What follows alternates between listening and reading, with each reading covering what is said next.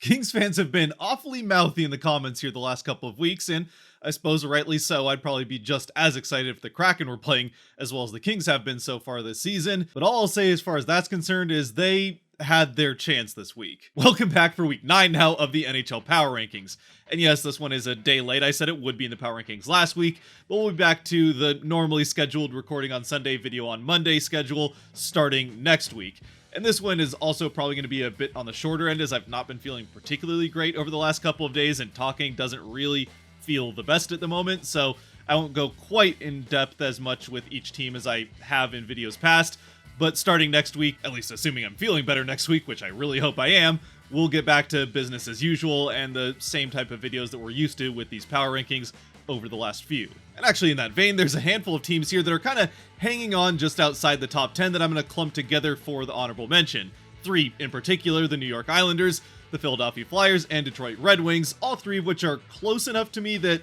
I didn't really feel like I could leave just one of them out and pick 2 honorable mentions. The Islanders actually have the best record in their last 10 games of any team in the NHL, even if they have been going to overtime or the shootout quite a bit to get to that record. It's all the same in the standings. When you win games, it's 2 points either way, and when you lose in overtime, you still get that loser point, which has helped the Islanders really rebound from a slower start to the season and get back into things in the hunt for the playoffs here in a much more difficult Eastern Conference to get into the playoffs, at least to this point in the season. Meanwhile, the Red Wings continue to have a good bounce back, and the Flyers, surprisingly, have bounced back as well. Both of those teams had hotter starts to the season, but then fell off a little bit in the early part of November and have come back to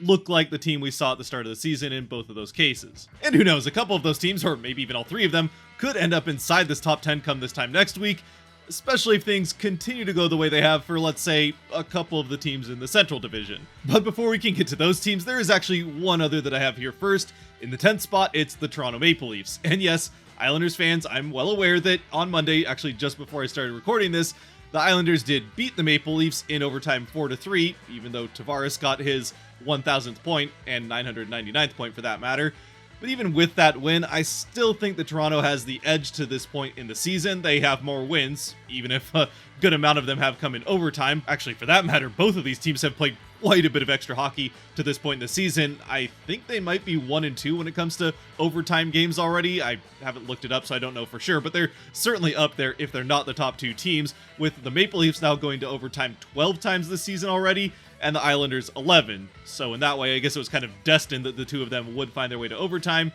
Still, Toronto, even with a lot of their wins happening after the end of regulation, the points all count the same when you get the win, and they have been starting to pick up some more regulation wins here over the last week as well. Now, obviously, losing Wool to the IR probably isn't going to help things for the Leafs, but I don't factor injuries in until it actually affects how the team is playing out on the ice. Up next then, in the 9th spot, I have the Dallas Stars, who have had a bit of a tough last couple of weeks. They're 4-4-2 in their last 10 now, which, as far as the top 10 is concerned, is not a particularly great 10-game stretch. And even in this last week, where they played 5 games, largely because of the extra day I had to give with them playing here on Monday, a game they did win over Detroit, a team that I already mentioned, 6-3.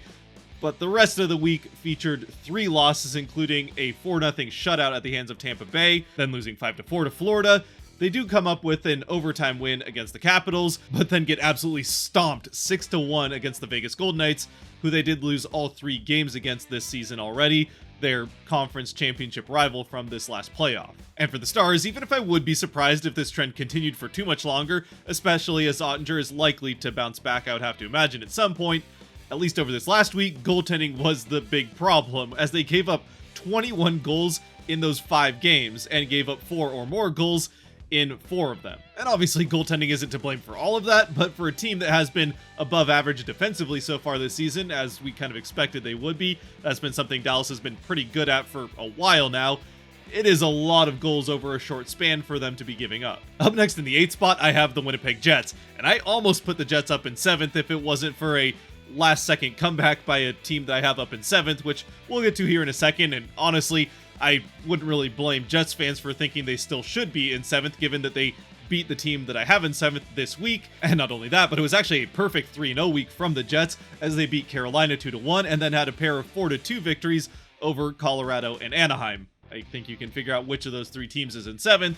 But for the Jets, they have kind of ping-ponged up and down this top 10 over these last couple of weeks. They were all the way up in 6th, then dropped to 10th last week, and now did move up a couple of spots and seem to be trending upwards. So we'll just have to wait and see if this continues next week. But for a team that has been hot, winning their last 4 straight and 7 of their last 10, it seems like they're trending upwards and should be able to move farther up these rankings if they don't have another down week this next week. Though as far as that's concerned, we'll also have to wait and see what the potential impact of the injury status of Kyle Connor has on this team. At the very least, he is listed as day-to-day, and they do have the Sharks up next, but the Sharks have actually been playing pretty decently of late, so who knows what this next week could have in store for them. And of course, then in the 7th spot, as I'm sure you've already figured out, I have the Colorado Avalanche. Now, the Avalanche are pretty much only in the 7th spot rather than the Jets, for a couple of reasons. For one, literally just a couple minutes ago, the Avalanche did complete a 3-goal comeback in the 3rd period to come back and beat the Flames 6-5, which if they had lost that game,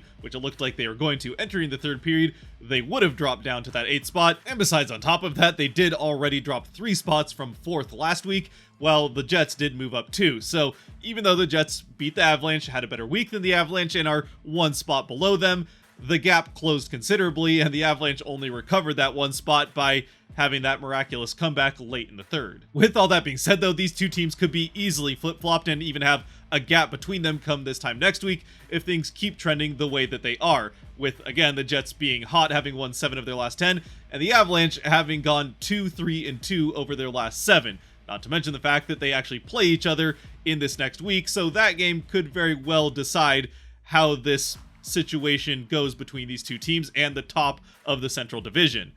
As far as the Avalanche are concerned, this is a team that has done this already a couple times this season, where they started out with a couple of weeks that they started 6-0, and then went through a couple of weeks of being pretty bad, then were hot for another couple of weeks, and are back in another one of these lulls. So if the pattern continues, then they are due to heat up here over the next couple of weeks through the end of December. Whether or not that happens, who knows? We'll just have to wait and see. Again, that game against the Jets will be a pretty telling one coming up on Saturday. And then in the 6th spot, I have the Vancouver Canucks, who did start off their week with a loss in the Hughes Bowl, the first of 2 this season, and they did have the only of the 3 Hughes brothers who didn't score a goal, although Quinn did have 2 assists, and the cowards that come up with the 3 stars of the game decided to still not give the Hughes brothers stars 1, 2, and 3 in the game, which they honestly easily could have. But even if the Canucks did end up coming up short in that game, which is understandable, after all they have half the number of Hughes brothers that the Devils do, they still followed it up with winning their final 2 games of the week, a 2-0 shutout against the Wild,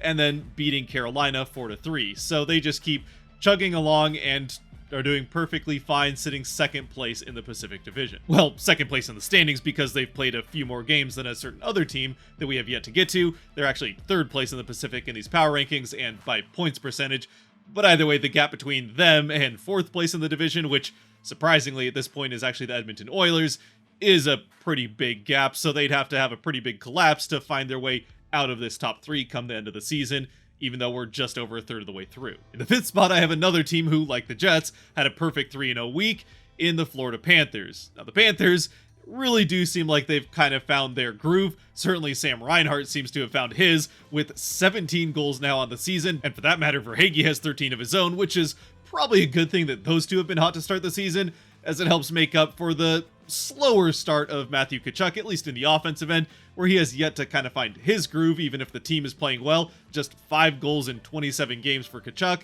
Still, I would imagine that he'll eventually get things going. I've said that for a couple of weeks in a row now, and it hasn't really happened, so who knows if it will, but you'd have to imagine that he'll eventually start to find the back of the net, and this team can only continue to benefit more from that and get even hotter. Regardless, though, with wins over Dallas, Pittsburgh, and Columbus, all in regulation, it was a pretty good week for the Panthers and sets up for an interesting week here coming up as they start off in Seattle, which unfortunately probably won't be a hard one for them, but then they go to Vancouver and then up to Edmonton against a hot Oilers team. So we'll have to see where they're at next week and how they handle that West Coast road trip, but at least for now, things are going well for the Panthers. And they're also going pretty well for the team that I have in 4th in the Vegas Golden Knights, who did have a bit of a shaky month of November, but at least here early on in December, it seems like they've found their footing again and are starting to rattle off the wins, including some pretty big ones, the 6-1 win that I already mentioned against the Stars, and a 6-3 win against the Blues, who they did lose in overtime to start the week. And yeah, they got a little bit of a scare against the Sharks at the end of the week on Saturday, but they still scored 5 goals and won that one in overtime, so that's 5 more points than their NFL team scored on Sunday. And I guess to be fair, it is also more points that they gave up, the 4 they gave up to the Sharks being more than the 3 that the Raiders gave up. Either way, the point is that for the Golden Knights, it seems like things are starting to get going again for them, and if that's the case, this could be a team that starts to take off with this Pacific Division. Although, with that being said, there is at least one other team in the Pacific that might have something to say about the Golden Knights taking over the division, and might have their own claim to make on it when all is said and done. But it's not the team that I have in third place, because in third place, I have the Boston Bruins. And I'll get to the full reason why I have the Bruins here in third, rather than the place they've been for the last couple of weeks in second in a little bit. But on the Bruins end, it has a little bit to do with the fact that they did lose their first game of the week 3-1 to the Sabres, and although they did win their second game of the week against the Coyotes, which probably the only reason they won that game is because they haven't won a Stanley Cup recently, it still was not a very busy week for the Bruins, and they only went 500 on it, plus their goaltending has come back to earth at least a little bit. They gave up 3 goals in both games, and they're still third in the NHL, giving up 2.5 per game over the course of the whole season, but it isn't the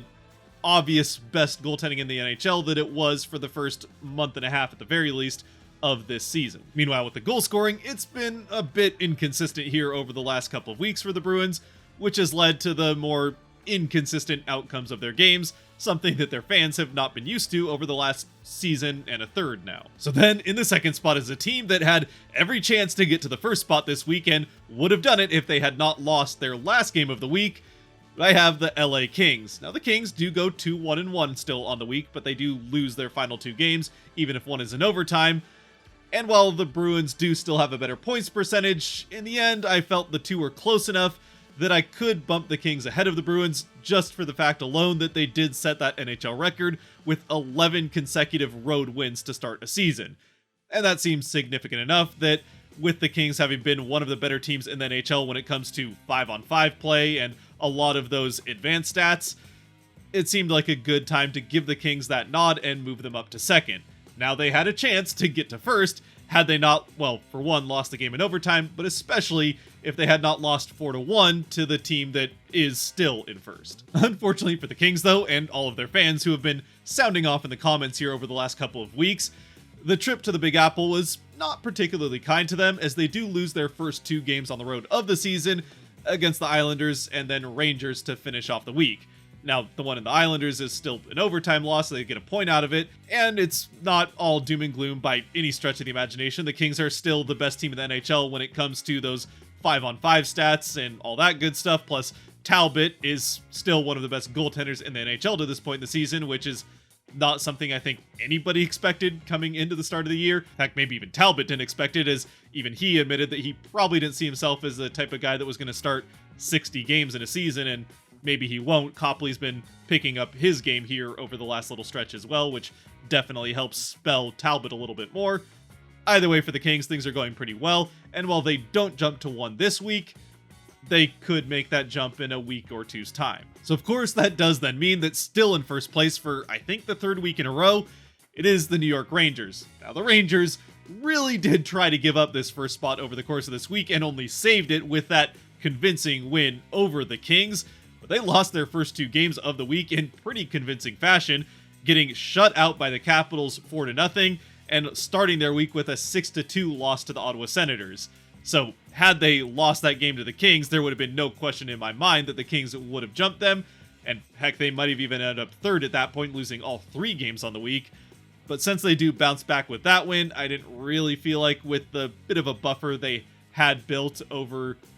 I mean, not a ton of a buffer they built over the Bruins, but enough of a buffer that they can survive with that win over the Kings. Either way, it is splitting hairs between these top 3 at this point, and Vegas is starting to catch up, so it could get interesting here over the next couple of weeks. And so if the Rangers don't start to score a little bit more, and again, I did say that this offense didn't necessarily have the underlying stats to back up how they had been scoring or the rate they'd been scoring at, and that played itself out in those first 2 games where they scored twice in one and then not at all in the second. They do at least get the 4 goals against a very good Kings team, so we'll see if the Rangers start to slow down here after those first 2, or if that Kings game was enough to get them back into their winning ways. Anyway, as always, I'd love to know what you think down in the comment section below. Thanks for sticking with me through this one and my cold-addled mind. I'm sure it wasn't the most coherent of these power rankings that I've done so far. Hopefully we'll get back to more the normal flow of things next week with those power rankings. Again, back with the normal schedule, recording on Sunday, posting on Monday with that. Until then, though, again, your thoughts down below. And if you have made it to this point, thank you very much for watching this video. If you did like or enjoy it, there are buttons for that kind of stuff down below that help support the channel, so I appreciate you using them. And until next time, stay safe out there, be good to each other, God bless, and hopefully I can get through editing before the NyQuil kicks all the way in.